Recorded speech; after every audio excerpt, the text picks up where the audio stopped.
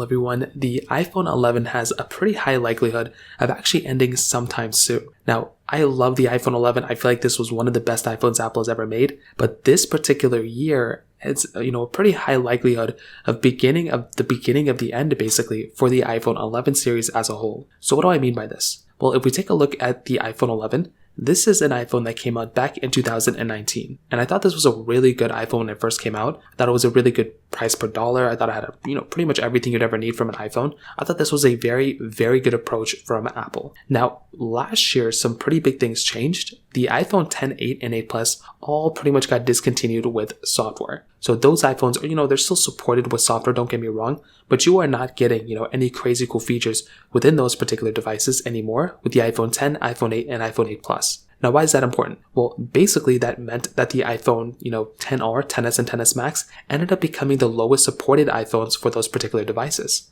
So if you're actually going through and buying an iPhone today, you would want to make sure you buy an iPhone 10R or 10S or 10S Max or, above, because you can still get software updates and support on those particular devices. So that is a really big thing to kind of keep in mind there, in my opinion. Now, why is this important for this year? Well, when iOS 18 comes around this particular year, this is another high likelihood where Apple could actually end up going through discontinuing the iPhone 10R, iPhone 8, and iPhone 8 Plus, or iPhone 10R, 10S, and 10S Max this year. That would mean that these particular devices are no longer going to be supported with software anymore. And that would mean that the iPhone 11 series will end up being the lowest supported iPhones on software, or at least the full-on software support now. And that is going to be a very, very sad thing to kind of see, but it's going to be a pretty big thing to kind of keep in mind too, because if you're planning on buying one of those types of iPhones, well, those ones aren't really going to be supported with software. So there would really be no point in buying something like an iPhone, 10 or 10S and 10S Max. So me and you would have to buy an iPhone 11 this particular year to get an iPhone that's still supported with software, or at least still, kind of on the most up-to-date version of software and security updates. Now, next year, this means that this iPhone 11